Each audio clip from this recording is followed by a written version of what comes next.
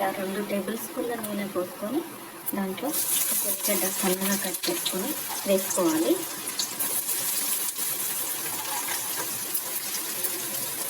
ఒక 2 చిన్న ఉల్లిగడ్డలైనా సరే ఇలా వేసుకోవాలి. నా దగ్గర అన్ని చోలే శనగలు మరియు మిల్ మేకరు కొన్నిగా ఉన్నాయి, అందుకే అవన్నీ కలిపి ఈ కర్రీ చేస్తున్నాను. ఒకసారి ట్రై చేయండి, చాలా టేస్టీగా ఉంటుంది, తొందరగా అయిపోతుంది. ఇలా 2 పచ్చిమిర్చి కాటు పెట్టుకొని ఇలా వేసుకోండి. దాంట్లోకి మనము ఫ్లేవర్ కోసం 2 లవంగాలు, సాజీరా, దాల్చిన చెక్క, పట్ట, ఇంకోటి బగారా ఆకు, ఇవన్నీ మనం దీంట్లో వేసుకోవాలి. ఈ ఫ్లేవర్ బాగుంటుంది ఇలా వేసుకుంటే.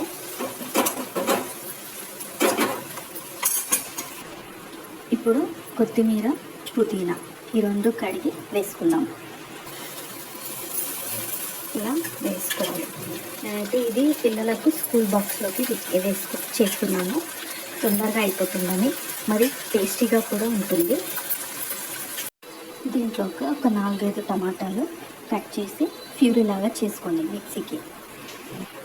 అంతలోపు ఇలా కొద్దిగా ఒక 200 గ్రామ్స్ శనగలు చూస్తాను. శనగలు రాత్రి నానబెట్టుకున్నాను, చోలే శనగలు. ఒక ఆలుగడ్డను ఇలా కట్ చేసి దీంట్లోనే వేసి ఉడికించుకున్నాను. సపరేట్ ఉడికించుకుంటే టైం పడుతుంది కాబట్టి దీన్ని రాత్రి నానబెట్టి ఇప్పుడు 3 విజిల్లు వచ్చే వరకు ఉడికించుకున్నాను చోలే శనగలు.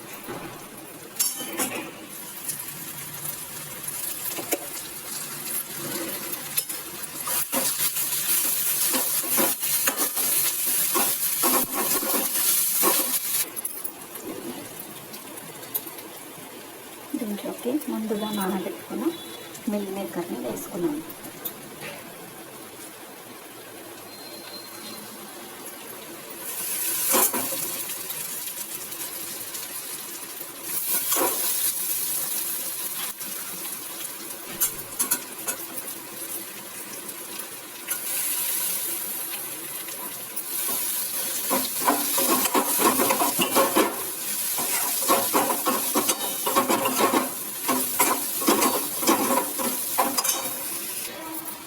వేయించడం మర్చిపోయాను, శనగలు కూడా వేసాను, ఉడికించిన శనగలు. ఆ తర్వాత ఆలుగడ్డను కూడా పైన తొక్క తీసేసి వేసేసుకోవాలి.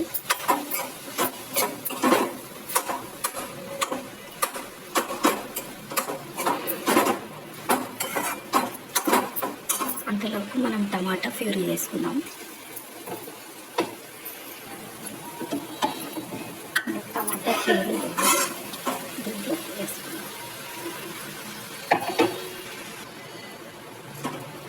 కొద్దిగా నీళ్ళు కలుపుకొని కూడా పోసుకోవచ్చు.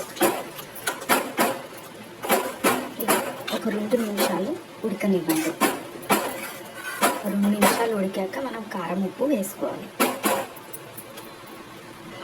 దీంట్లో కొద్దిగా కసూరి మేతి వేసుకోండి.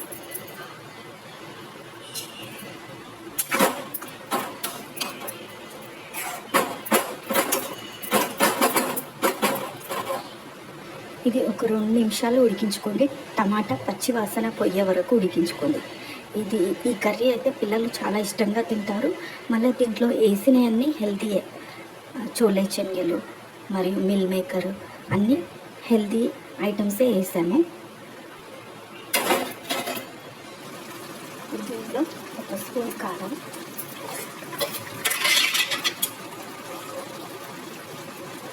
తగినంత ఉప్పు ఉడికించుకోవాలి.